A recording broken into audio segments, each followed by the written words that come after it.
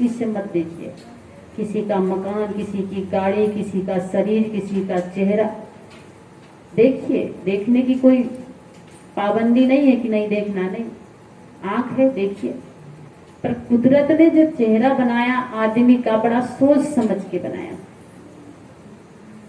जब इसने आंख बनाया तो आंख में एक गेट बना दिया, दरवाजा, पर्दा, कि अगर कोई चीज नहीं देखना तो तुरंत पर्दा गिरा दीजिए, गेट बंद कर दीजिए। पलक बना दिया कि आपके आंखों के सामने कोई गलत दृश्य आ गया, टीवी देख रहे हैं, अब देखते देखते कोई गलत गाना आ गया, गंदा गाना आ गया, गंदा नाच आ गया, तो तुरंत पर्दा गिरा दीजिए।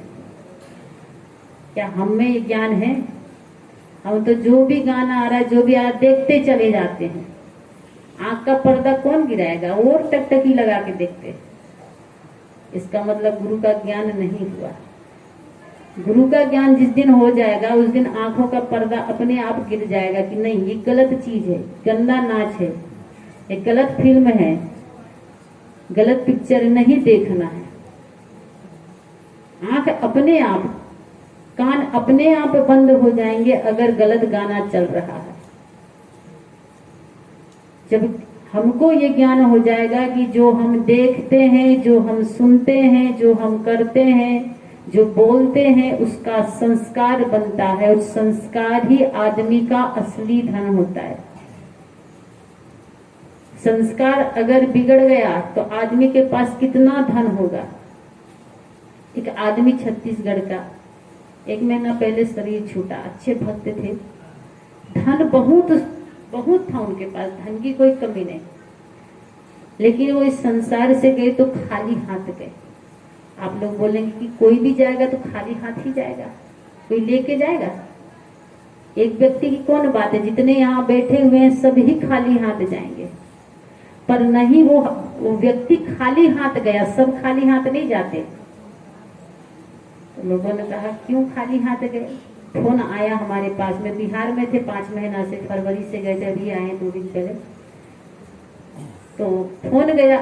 तो हमने कहा एक आदमी चला गया, बेचारा खाली हाथ गया। तो कुछ लोग बैठे तो उन्होंने कहा साहब जी सबको तो खाली हाथ जाना है, आप क्यों कहते कि फलाना आदमी खाली हाथ गया? हम कहे भाई जी बहुत धनी आदमी था, करोड़पति, करोड़ों की संपत्ति, यही छत्तीसगढ़ के थे और जुड़े हुए थे सत्संग से, लेकिन बहुत कंजूस, कभी भंडारा में कभी दान नहीं, कभी संतों को कोई दान नहीं। सत्संग से जुड़े थे लेकिन नहीं, कभी दान पुण्य में बहुत पीछे, दान धर्म बहुत पीछे। क्या लेके गए? सब कुछ यहीं छोड़ के चले गए। लेकिन जिसने अगर सत्संग में, संतों के दरबार में दीन दुखी को, गरीब को, वृद्ध को, अनाथ को कुछ जीवन में अंश दान किया, अंश की बात करेंगे, 10वां अंश गुरु को दीजिए। 10वां भी बहुत ज्यादा लगता है। अगर 1 लाख रुपए साल का कमाते हैं तो 10,000 गुरु को दीजिए, 90,000 आप अपना खर्च कीजिए, तो इतना तो बहुत ज्यादा हो जाए। कौन आदमी साल में 10,000 देगा? मत दीजिए। 5,000, 5 भी बहुत है, महंगाई का जमाना है, परिवार में खर्च हो जाता पढ़ाई। 1,000 कम से कम संकल्प लीजिए कि 1,000 हम अच्छी जगह जहां पर उचित लगे, दान भी पात्र देख के कीजिए कि जहां आपके दान का सदुपयोग होता हो। वृद्धाश्रम है, अनाथालय है, कोई गरीब है, दीन दुखी है, अपाहिज है, या कोई संत है, जैसे यहाँ पर भंडारा होता है, कोई विकास का काम हो रहा है, तो कम से कम 1,000 रुपये आप संकल्प लीजिए कि हम 1 लाख कमाते साल का, तो 1,000 हम भंडारा में दान करें।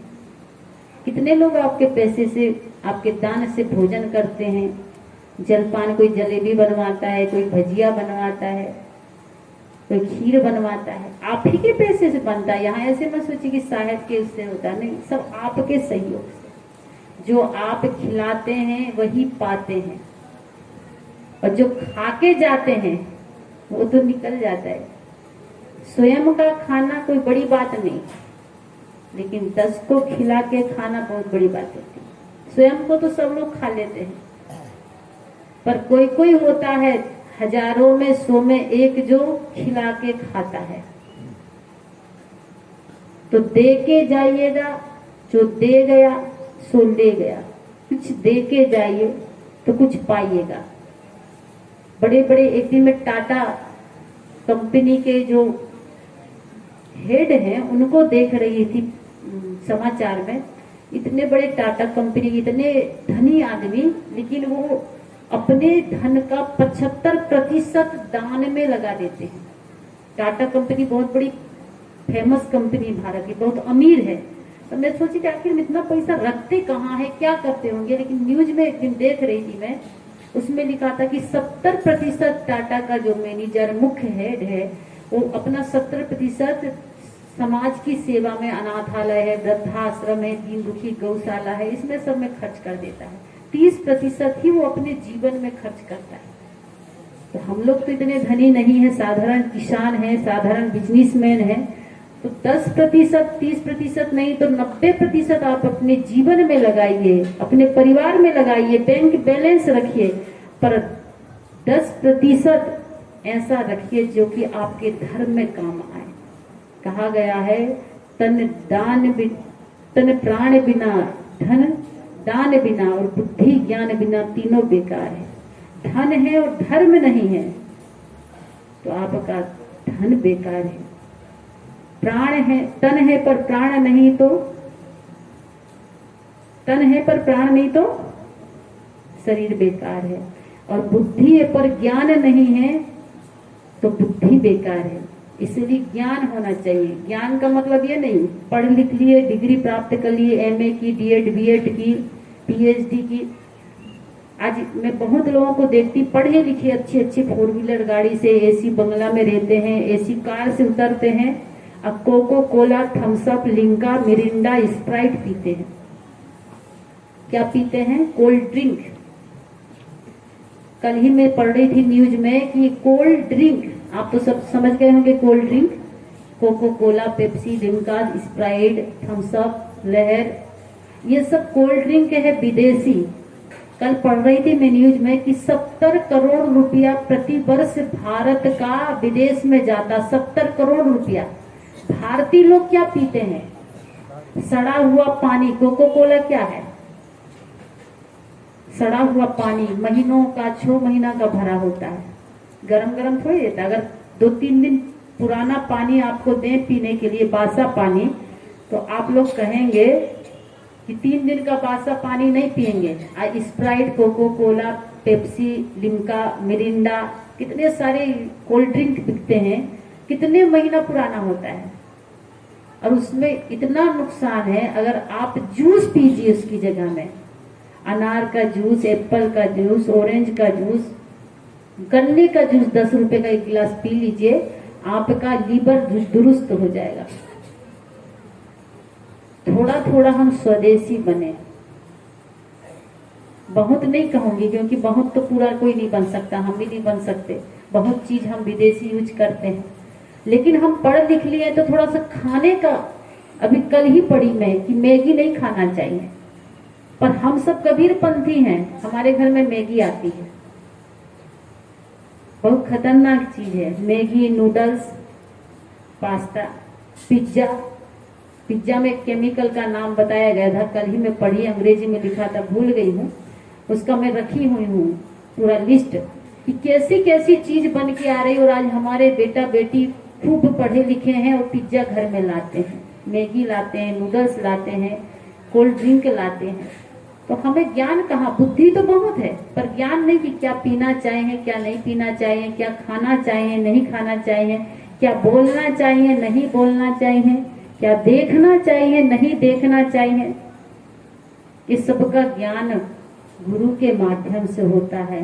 इसीलिए गुरु का मतलब होता प्रकाश। हमारा जीवन पढ़ लिख ले लेकिन अंधकार में है, अज्ञानता में है, अंधविश्वास में है। पढ़े लिखे हैं पर अंधविश्वास में। एक बहुत बड़े संत मिले मुझे, अभी कुछ दिन पहले की बात है, पढ़े लिखे, कहाँ बनारस में पढ़ लिख के आए थे, आचार्य की डिग्री प्राप्त की है। लेकिन बाद में बात चली कि किस दिन आपका रिजर्वेशन बना है। हमने कहा कि गुरुवार दिन को। बोले नहीं, गुरुवार दिन उस दिशा में नहीं जाना चाहिए, बुधवार को रिजर्वेशन करवाइए। हम कहा इतनी सारी ट्रेन चल रही, लोग इतना सारा जाएगा, एक हमारे न जाने से नहीं। बोले उस दिन उस दिशा में नहीं चलना चाहिए। किस दिशा में कौन दिन चलना है, कौन दिन कौन काम नहीं करना है। कबीर साहब का ज्ञान कितना निर्भ्रांत ज्ञान था कि कबीर साहब ने हमको इस चीज से सब उठा दिया कि सब दिन सब दिशा में चलिए, सब दिन सब खाइए। आपका कर्म अच्छा रहेगा, आपका प्रारब्ध अच्छा रहेगा तो कोई कुछ नहीं बिगाड़ पाएगा। आपका कर्म खराब रहेगा, प्रारब्ध रहेगा तो शरीर छूटना है, घटना होना ही है। प्रारब्ध में जो होगा उसको तो कोई टाल नहीं सकता। विधि की विधान कहते हैं जिसको, उसको हम लोग प्रारब्ध कहते हैं, जिसको कहते हैं नसीब। बहुत लेकिन क्या करे, उसके नसीब में, उसके किस्मत में वैसे ही लिखा था। किस्मत ये नसीब ये प्रारब्ध जिसको हम कहते हैं कि हमारे प्रारब्ध में जो होना था होगा। इसलिए सदगुरु कबीर साहब का ज्ञान की सबको जरूरत है और सब लोग बीजक का खूब अध्ययन करें, अंधविश्वास से, रूढ़िवादी से बाहर उठें और गुरु के उपकार को साल में, हालांकि होना तो चाहिए, नित्य याद करें, रोज याद करें हम गुरु के उपकार को। सुबह उठें तो सबसे पहले गुरु को धन्यवाद दें, गुरु का आभार व्यक्त करें कि गुरुदेव आपने हमारे जीवन को इतना सुंदर बना दिया।